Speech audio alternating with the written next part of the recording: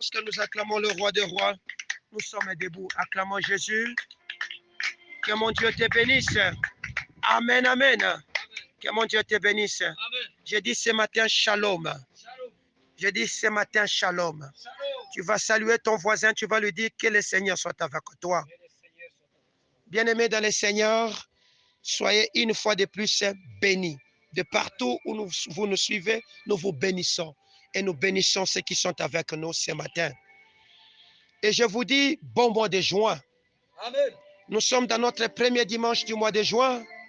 Nous voulons partager la parole de Dieu. Vous êtes parmi les gens que le Seigneur a comptés qui doivent vivre en ce mois de juin. Et lorsque nous regardons dans la bergerie, nous pouvons compter, il n'y a personne qui a manqué.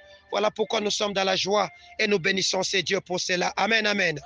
Que mon Dieu soit avec toi. Nous voulons partager la pensée directrice de ce mois, la pensée qui va nous gouverner au courant de ce mois de juin. Comme vous le savez, au sein des centres missionnaires Le Chandelier d'Or, nous avons l'habitude de partager une pensée. Et la pensée, la première des pensées de chaque mois est celle qui gouverne tout un mois. Et nous allons nous entretenir autour de cette pensée et nous allons chercher à les discerner, à les comprendre et nous allons nous y appliquer afin de vouloir tirer l'essentiel de ce qui est de cette parole là-bas. Car l'homme ne vivra pas seulement de pain, mais l'homme vit de toutes les paroles qui sortent de la bouche de l'Éternel. Et les paroles de Jésus ont la vie. Et ce matin, le Seigneur ne nous a pas laissés seuls, mais il nous a envoyé une parole qui va nous gouverner. La parole qui va gouverner ce mois est tirée du livre d'Ésaïe chapitre 43, le verset 19e. Mais nous lirons un peu plus haut afin de comprendre le contexte et la situation que le Seigneur voulait utiliser afin de parler pendant ce temps. Nous sommes dans le livre d'Ésaïe, chapitre 43, le verset 18. Je préfère commencer au verset 18e pour finir au verset 19e. Amen, amen. Je veux que vous puissiez très bien retenir ce passage, car c'est autour de ce passage que nous allons travailler tout au long de ce mois. Amen, amen. La Bible me dit, ne pensez plus aux événements passés.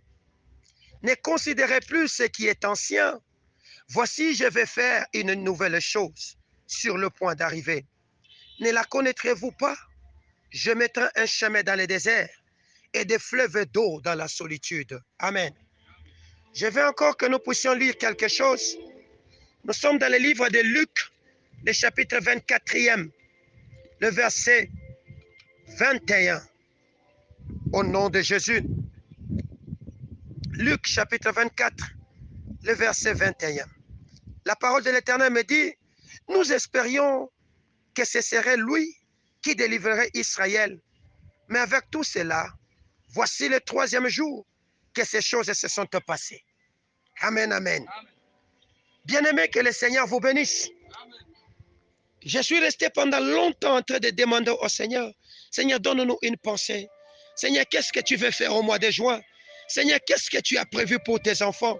Parce que tout le mois demain, le Seigneur nous a donné des instructions que nous devions nous y appliquer.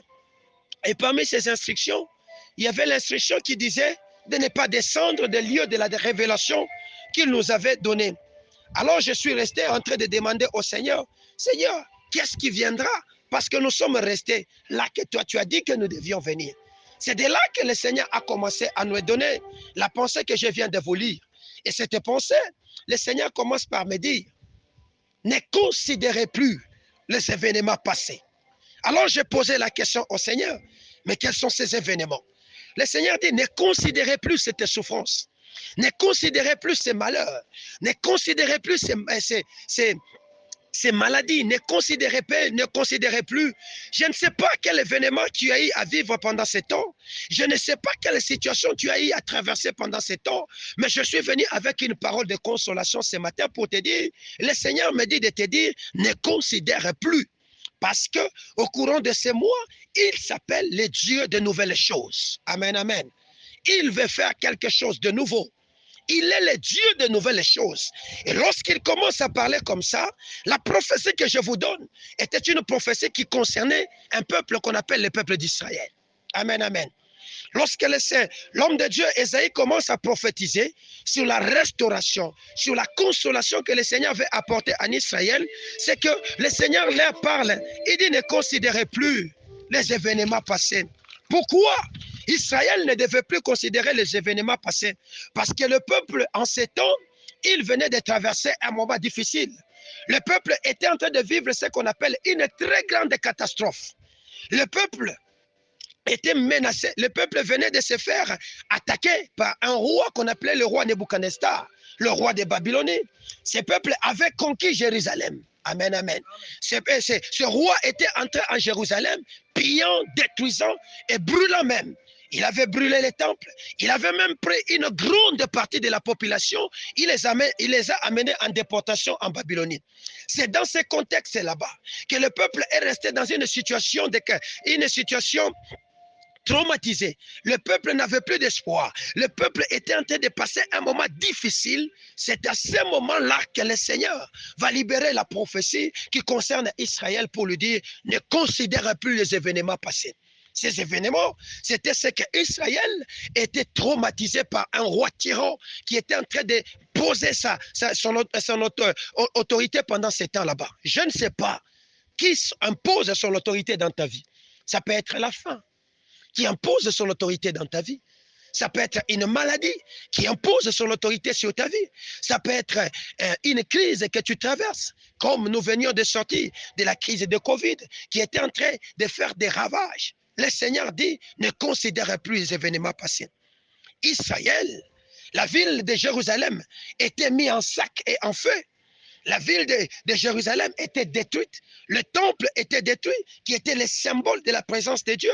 On avait fait cesser les cultes. Il n'y avait plus l'adoration qui se faisait pendant ces temps. La communion entre le peuple et Dieu n'existait plus. Et ce moment était devenu un moment compliqué, un moment difficile. Bien-aimé peuple de Dieu, sachez-le, il y a des crises, il y a des situations, il y a des moments difficiles qui peuvent arriver, qui vous couperont de contact total avec Dieu. Il y a des maladies qui vous couperont peut-être de ces contacts où vous n'avez plus la force de prier. Vous n'avez plus le temps même de méditer la parole de Dieu. Vous êtes en train de considérer votre situation. Vous vous dites, qui nous viendra au secours? En ce mois de juin, le Seigneur me dit, va dire à mon peuple, ne considérez plus les événements passés. Amen. Le roi de Babylonie n'avait pas seulement brûlé, n'avait pas seulement détruit, mais le roi de Babylonie avait aussi tué. Il avait tué tous les fils de roi, afin qu'il n'y ait plus quelqu'un qui monterait au pouvoir pendant ces temps là-bas. Voilà la situation qui s'est passée pendant ces temps là-bas. Il avait tué tous les fils de roi et a pris la population en déportation. Ce qui avait comme conséquence le découragement dans la population, ce qui avait comme conséquence le traumatisme dans la population, ce qui avait comme conséquence des deuils partout, il y avait des deuils partout, ce qui avait comme conséquence plus de culte, il y avait comme conséquence séparation avec sa terre. Église, je ne sais pas quel est ce nouveau roi qui est entré dans ta vie et qui a commencé à dire, à détruire tout ce que toi tu es en train de construire. Je ne sais pas quel est ce nouveau Nebuchadnezzar qui a pris possession de la totalité de ton espoir. Je ne sais pas quel est ce nouveau Nebuchadnezzar qui est entré même dans ton lieu secret à détruire tout, t'arrachant ta quiétude où tu ne sais plus comment prier, où tu ne sais plus comment adorer ton Dieu. Le Seigneur me dit de te dire, ne considérez plus ces événements là-bas. Voici, il est sur le point de faire une nouvelle chose. Et cette chose est en train de s'accomplir maintenant. Il dit plus loin, ne la voyez-vous pas? Il dit plus loin, ne la voyez-vous pas cette chose là-bas? Église, sachez que lorsque le Seigneur commence à parler de cette situation, c'est qu'Israël est en train de traverser la pire des catastrophes de son temps. La pire des situations de son temps. Parce que Dieu n'oublie pas ses enfants, parce qu'il est un Dieu d'amour, parce qu'il est un Dieu de consolation, parce qu'il est celui qui sait réparer les ruines et reconstruire sur des anciennes ruines. Il commence par dire, Ne considérez plus les événements passés.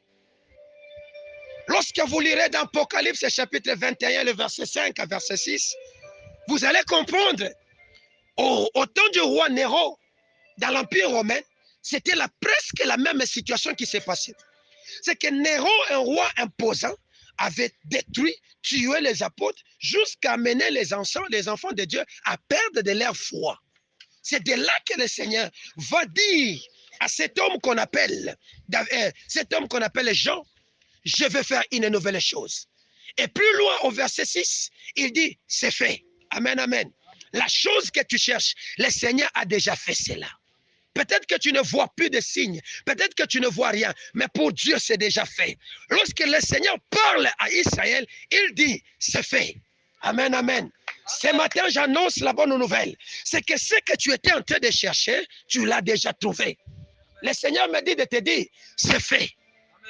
Le Seigneur me dit de te dire, c'est fait. C'est fait pourquoi? Parce qu'il est un Dieu de compassion. Il est un Dieu d'amour. Il est un Dieu plein de joie.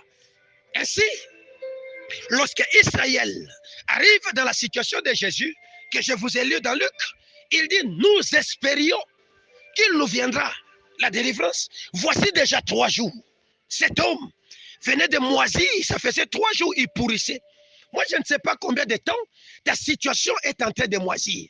Je ne sais pas combien de temps ta situation est en train de se détériorer. Ça peut être que cette maladie a pris un temps, un siècle dans ton corps, c'est en train de se détériorer. Et tu te dis, d'où me viendra les secours?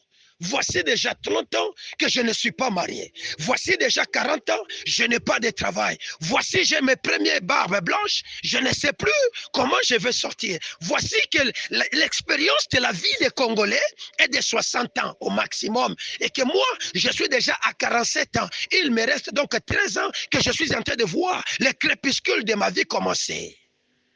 C'est fait, disait le Seigneur quand il parlait à Jean. Il disait que c'est fait. C'est fait parce qu'il ne devait plus considérer ce qui était ancien et que le Seigneur avait fait une nouvelle chose. Quelle est la nouvelle chose que le Seigneur a déclaré de faire? Il dit, je mettrai des chemins dans vos déserts.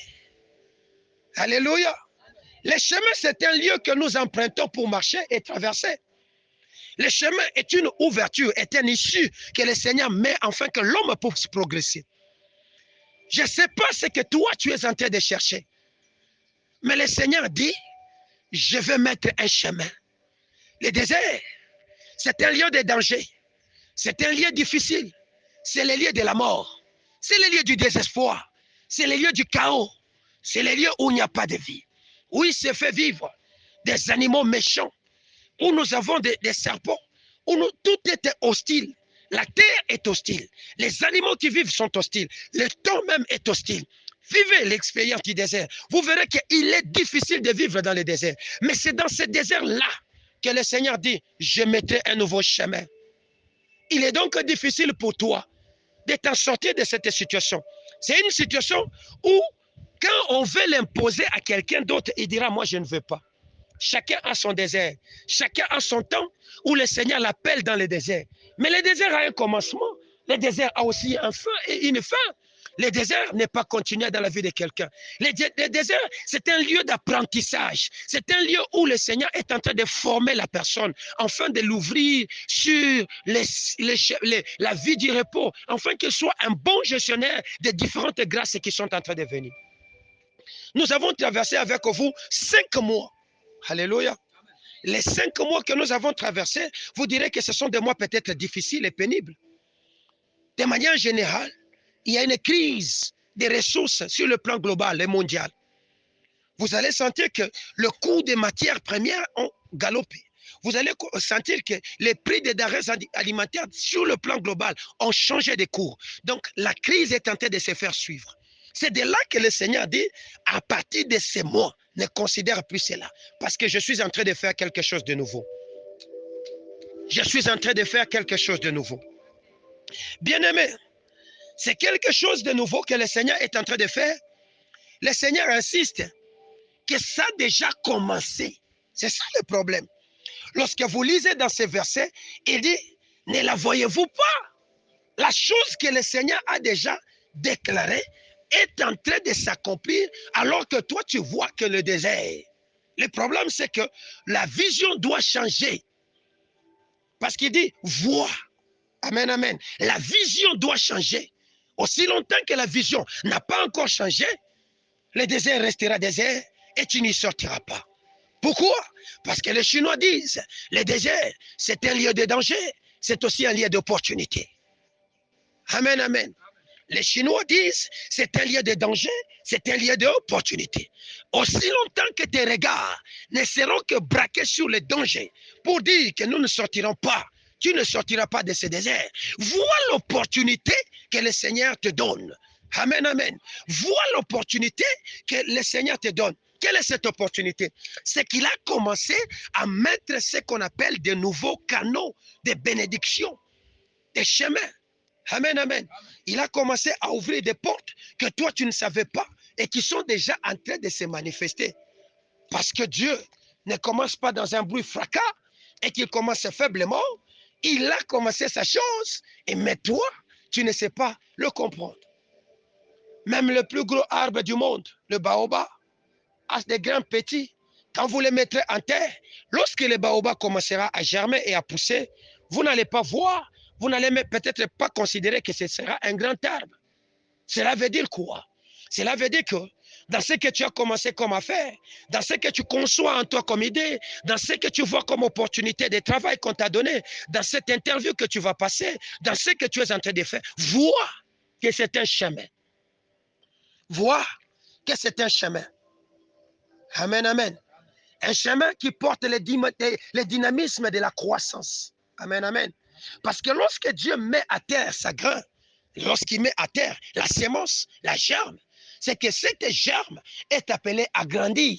La germe de l'Éternel ne s'étouffe pas, mais elle grandit, elle croît. Le dynamisme de la croissance n'est pas contrôlé par l'homme, mais le dynamisme de la croissance est contrôlé par Dieu. Amen, amen. Les choses que le Seigneur veut faire en ces mois, ce ne sont pas des choses qui sont contrôlées par la pensée humaine.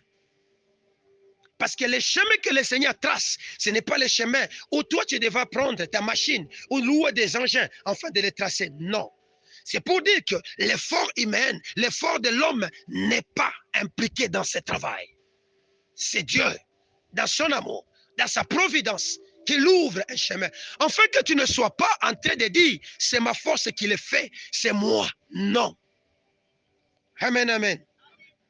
Alors, cela nous invite à faire quoi? À discerner. À discerner cette pensée et à voir quel est le chemin que le Seigneur est en train d'ouvrir. Ce matin, tu es là. Pendant que je suis en train de te prêcher, tu te poses même la question. Mais c'est quel chemin il est en train d'ouvrir? Alléluia. Regarde bien. Regarde alors très bien. Vois dans la profondeur. Tu verras quelque part qu'il y a un chemin qu'il a commencé. Et dans ce chemin, marchez-y. Tu verras quelque part, il y a l'espoir qui a commencé à naître. Cramponne-toi dans cet espoir. Amen, amen. Pourquoi? Parce que le discernement exige de l'homme d'être attentif. Amen, amen. Pour apercevoir. Dans le discernement, l'attention est impliquée. Si tu n'es pas attentif, pendant que tu es en train de discerner, tu peux rester pendant 5 heures, 10 heures, toute une nuit, des années, en train de discerner sur la pensée, parce que ton attention n'y est pas, tu ne vas pas apercevoir. Ce qui nous fait apercevoir, c'est l'attention que nous mettons dans le discernement. Et nous discernons quoi? Nous discernons la parole intérieure qui parle à nous. Nous discernons quoi? La parole âme que le Seigneur nous donne. Amen, amen. Lorsque Dieu parle, il parle dans l'esprit. Or, l'esprit, je l'ai toujours dit, a 3 facultés. La faculté de l'intuition, la faculté de communion et la faculté, la faculté de l'intuition, de la communion. Et le reste, je m'excuse. Je vais vous les donner, ça m'échappe. Lorsque Dieu vous fait, vous donne, vous parle par intuition ou par la communion que vous établissez avec lui, cette pensée ne reste pas dans votre esprit, mais elle elle migre pour venir s'asseoir dans ce que nous appelons l'âme. Et dans l'âme, nous avons les 3 facultés de l'âme. C'est-à-dire quoi? La motivation, donc la pensée, la motivation. Amen, amen. Et dans la motivation, dans la pensée et dans l'intellect ou dans l'intelligence, c'est là que nous commençons à analyser qu'est-ce que ça veut dire. Ton cœur peut te donner par intuition pour dire que va maintenant chercher. Maintenant, ce qui va te permettre à connaître que c'est l'endroit possible et à bien voir, c'est ton âme qui va voir. Parce qu'elle va analyser l'information, elle va les discerner, elle va te communiquer la motivation afin que tu te mettes sur la route, afin de t'engager. Amen, amen. C'est ainsi que dans les livres de Josué chapitre 1er, le Seigneur parlant à Josué, il commence à dire, au Josué chapitre 1er, il insiste au moins 3 fois à Josué de se fortifier, de prendre courage. Amen, amen.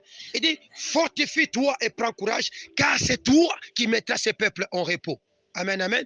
Il devait se fortifier à quoi? Se fortifier autour d'une pensée qui était, que le Seigneur lui avait dit. Le Seigneur lui avait déjà dit que j'étais choisi et que c'est toi qui seras le successeur de mon serviteur Moïse qui est mort. Lève-toi maintenant, marche. Mais il est resté pendant 30 jours en train de pleurer la disparition d'un homme qu'on appelait qui? Moïse. C'est là le problème. Ça fait beaucoup de temps que tu es resté en train de pleurer. Il n'y a pas de travail, il n'y a pas de ceci, il n'y a pas de ceci. C'est vrai. Dieu dit, ne regarde plus à ces choses-là. Marche maintenant vers le devant. L'homme n'a pas été fait pour commencer continuellement à regarder en arrière. Aussi longtemps que tes yeux seront en arrière, tu n'avanceras pas. C'est vrai.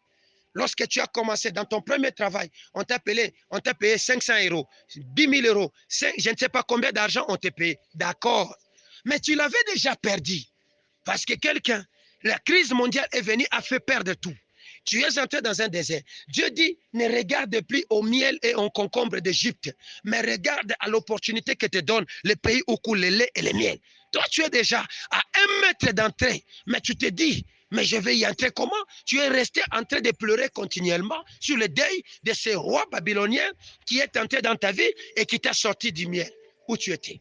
Le Seigneur, s'il veut faire quelque chose de nouveau, si vous voulez voir la nouveauté dans votre vie, vous devez vous détacher avec le passé.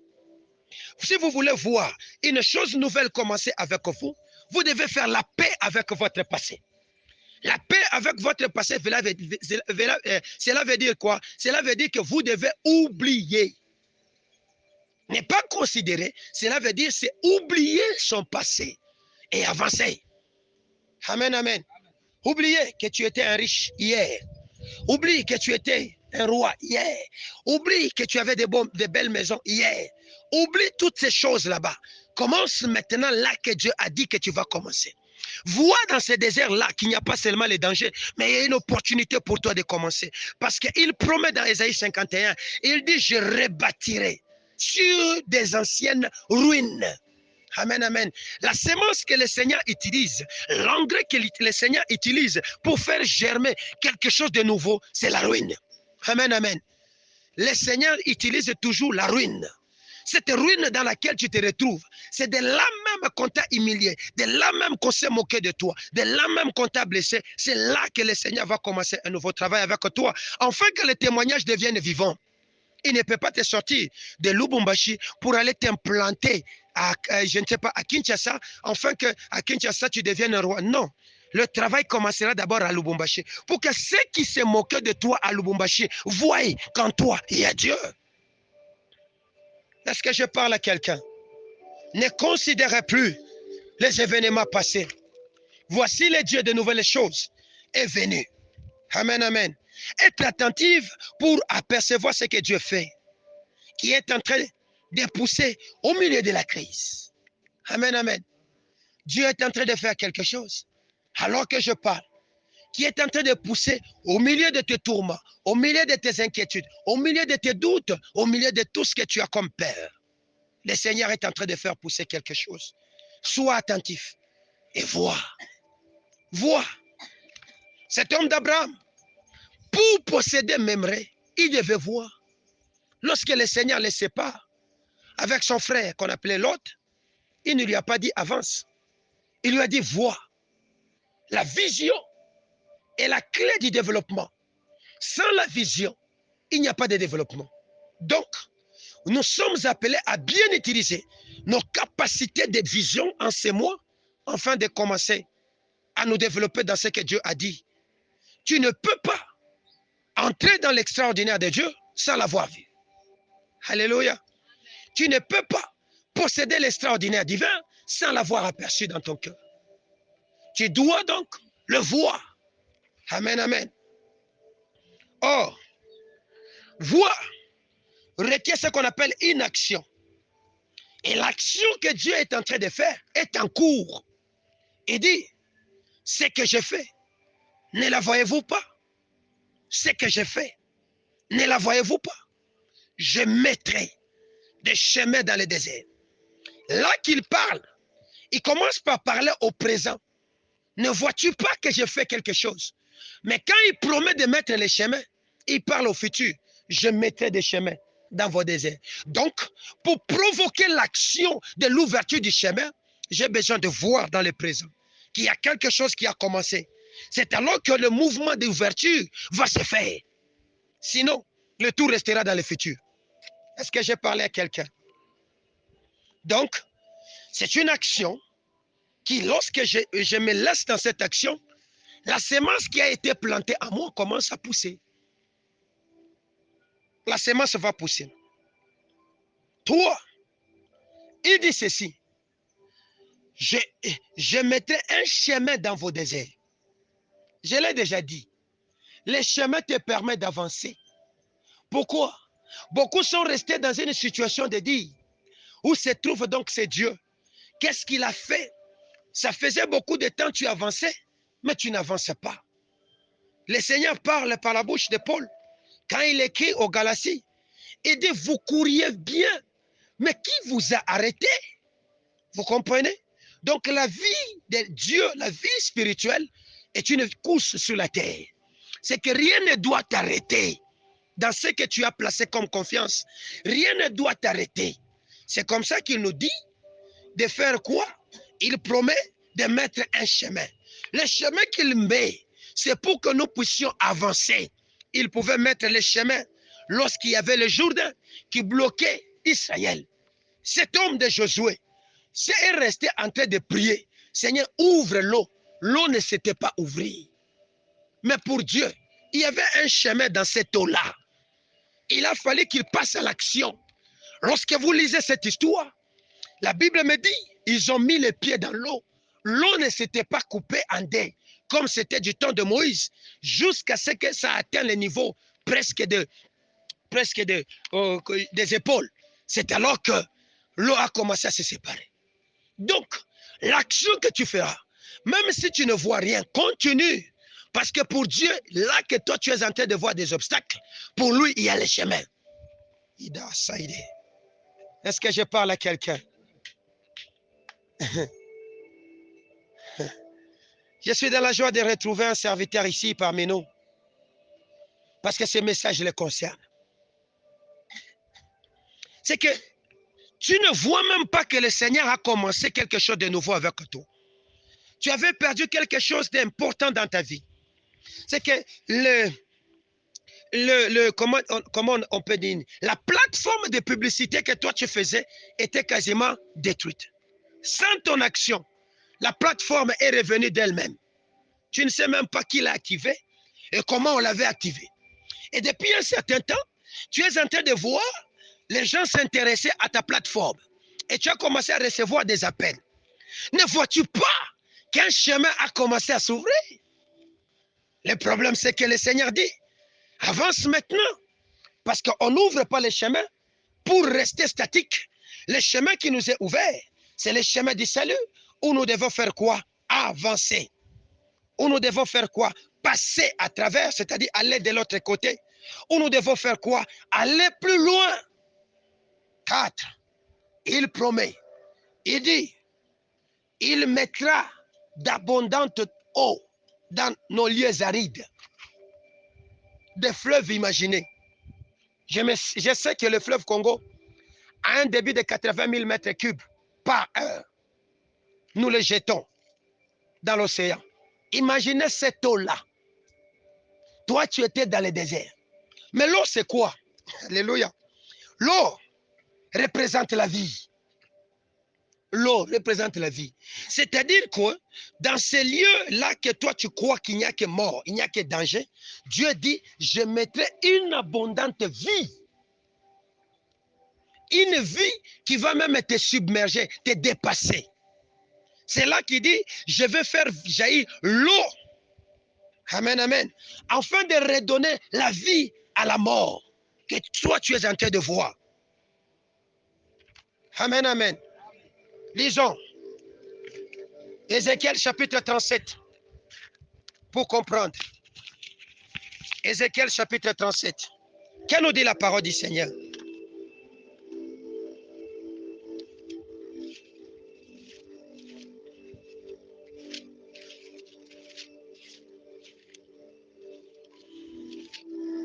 Ézéchiel chapitre 37. Je vais commencer au verset 1er. Dans la version Louis II. Lorsque le Seigneur commence à prophétiser par la bouche d'Ézéchiel, il lui promet un rétablissement. Il dit ceci. Au verset 1er, il dit, la main de l'Éternel fut sur moi.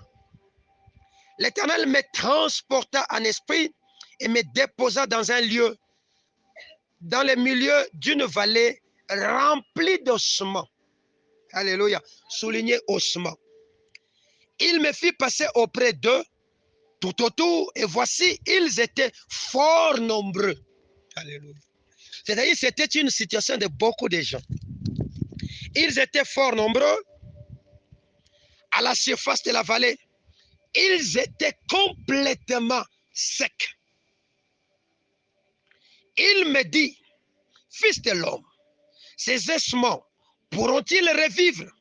Je répondis, Seigneur, tu le sais. Il me dit, prophétise sur ces ossements et dis-leur, ossements desséchés, écoutez la parole de Dieu, même les paroles de prophétie, Dieu a donné, il a dit, dis-leur. Ainsi parle le Seigneur l'Éternel à ces ossements.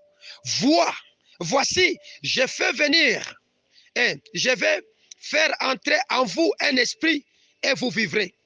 Je vous donnerai des nerfs et je ferai croître sur vous de la chair. Je vous couvrirai de peau. Je mettrai en vous un esprit et vous vivrez. Et vous saurez que je suis l'Éternel. La suite, 7, il dit, je prophétisais selon l'ordre que m'avait donné l'Éternel, que j'avais reçu. Et comme je prophétisais, il y eut un bruit. Et voici, il se fit un mouvement. Et les os s'approchèrent les uns des autres. Arrêtons-nous d'abord là. Il y avait cet homme qui a été transporté en esprit. Le Seigneur le transporte en esprit, c'est-à-dire l'ouvre une brèche de temps pour le faire voir la situation d'une nation. En fait, ce que Dieu parle, c'était la situation de tout Israël. Considère cela comme étant la situation de ta maison. Et que le Seigneur te transporte et te fait voir ce que tu es en train de vivre. Il dit à l'homme, crois-tu que ce que tu vois peut donner une vie? L'homme dit, Seigneur, je le sais. Je ne sais même pas si c'est tout. Le Seigneur lui dit ceci, prophétise. Le Seigneur lui donne même les paroles sur lesquelles il doit parler. Bien-aimé, regarde ton travail. Regarde ton mariage. Regarde tes enfants. Regarde ta situation. Regarde la scolarité. Regarde ce que tu es en train de traverser. Peut-être que jusqu'ici, tu ne vois que ossements desséchés. Tu ne vois que désert. Il n'y a plus d'espoir. Tout le monde a commencé à dire, ça n'est assez, c'est fini. Et toi-même, tu as pris le langage du monde. Mais le Seigneur est venu. Il dit, ne parlez pas comme ces peuples là-bas. Parlez maintenant selon mon ordre. C'est l'ordre que le Seigneur donnait à Ézéchiel. C'était de parler autrement qu'Israël. En disant, ossements desséchés. Écoutez la parole de Dieu. Le problème, c'est que tu dois faire.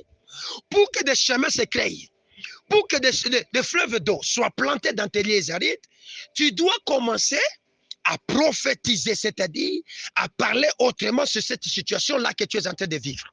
Amen, amen. Souvenez-vous du mois de mai. C'était l'année de la seconde année, de la seconde famine.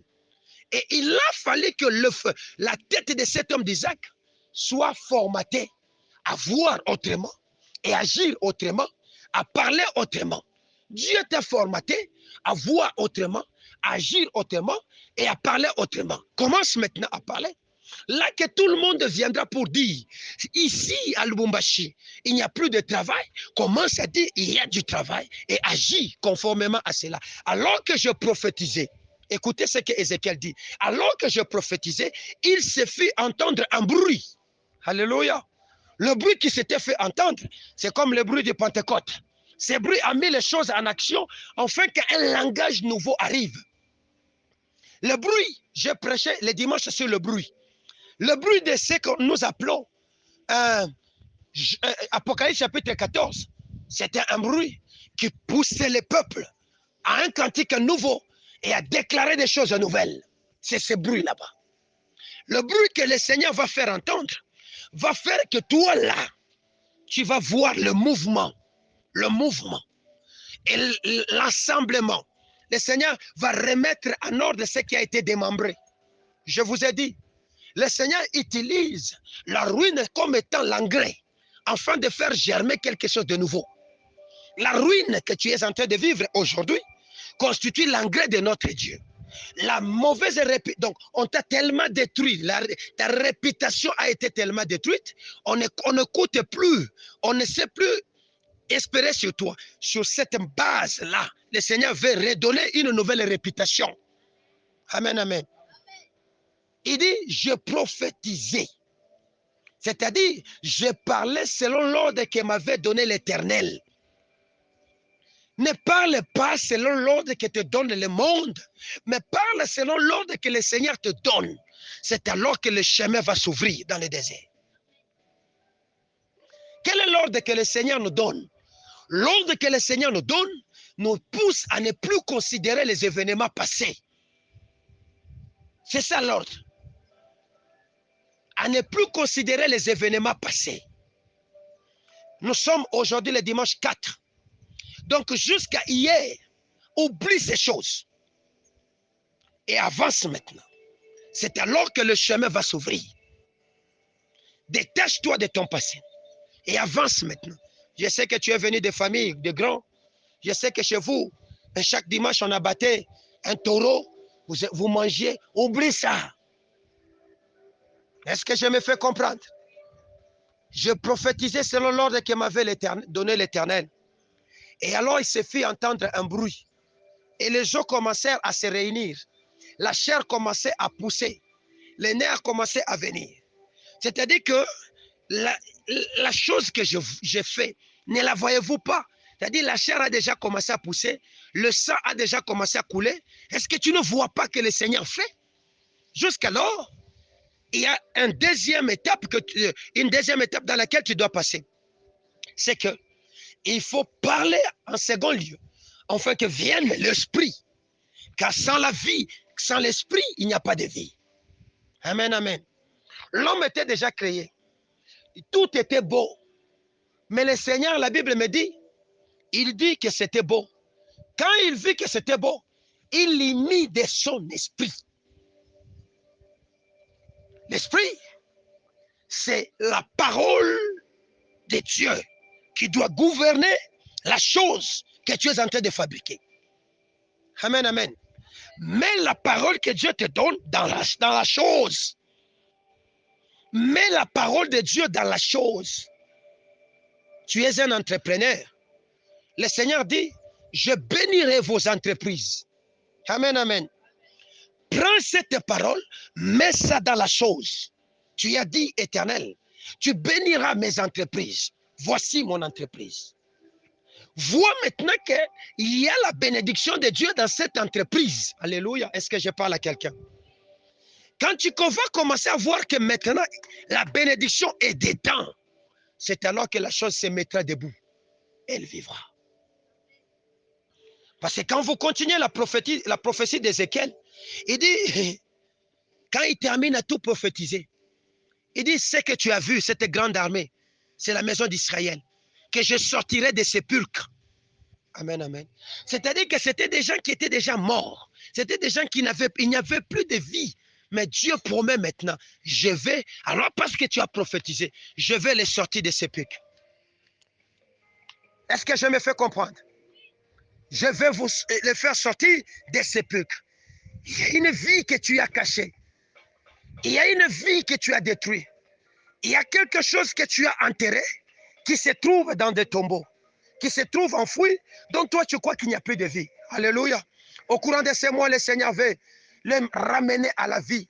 Il veut les remettre à la vie. Il veut les mettre sur la table.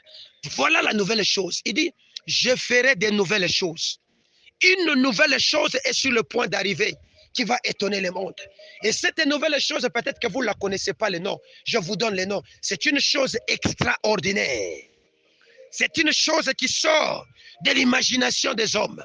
C'est une chose que personne ne connaît, mais personne ne pouvait croire que c'est à toi que ça arrivera. Mais cette chose a commencé à s'accomplir avec toi. Imagine-toi que toi, dans toute votre famille, personne n'a imaginé un jour d'acheter un véhicule. Mais c'est avec toi que la chose commence au cours de ces mois.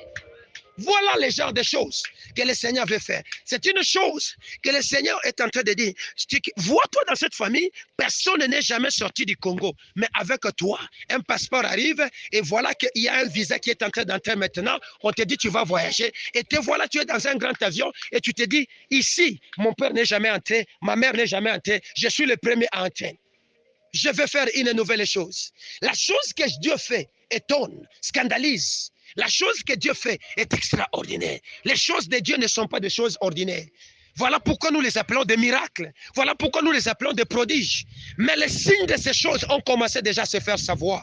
Parce que Dieu a commencé déjà à montrer les signes de ces choses. Discerne et aperçoit, sois attentif au mouvement de l'esprit. C'est alors que tu vas entrer. Mais qu'est-ce que Dieu veut que tu fasses dans ce mouvement d'esprit? Le mouvement d'esprit nous pousse pendant ce temps à parler un nouveau langage, un langage différent. Est-ce que je peux lire? Lisons. Nous sommes dans Isaïe, quoi? Apocalypse, chapitre 14. Écoutez ce que la parole de l'Éternel me dit.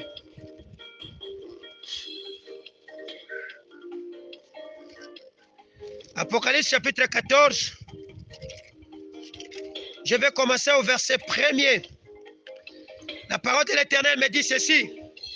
Je regardais et voici, l'agneau se tenait sur la montagne de Sion. Avec lui, 144 000 personnes qui avaient son nom et le nom de son père écrit sur leur front.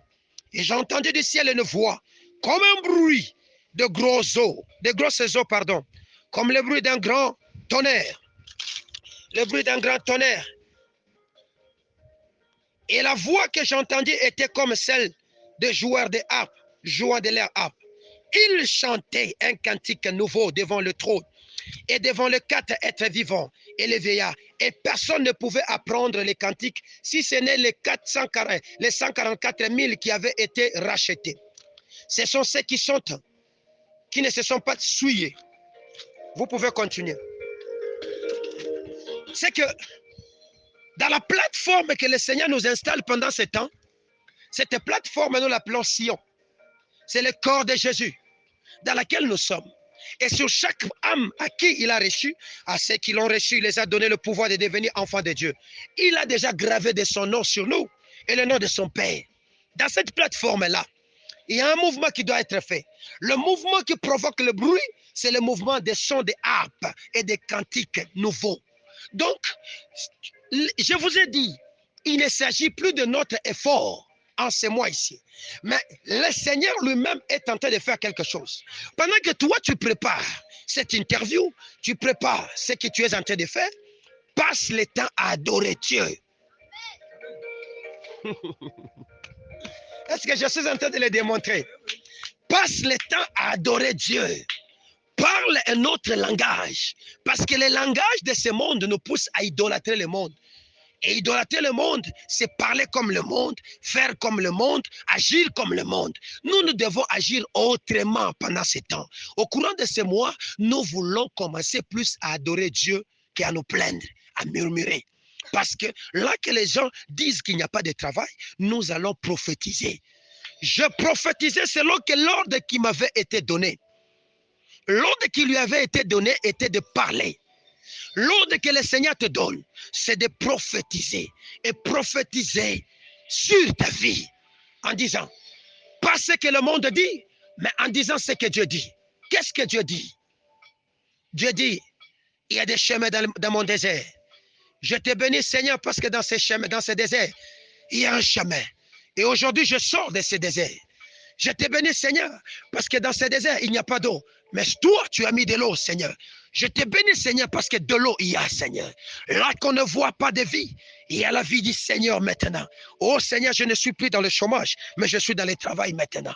Et pendant que tu seras, pendant que je prophétisais, le mouvement n'est pas contrôlé par l'homme. Le mouvement se fera du ciel et les choses vont se rassembler. Est-ce que je parle à quelqu'un? Les choses vont se rassembler de soi-même. C'est lui qui rassemble les choses. C'est Dieu, de soi-même, sans toi, sans ton aide. Toi, ton travail à faire, c'est d'adorer. Est-ce que je me fais comprendre?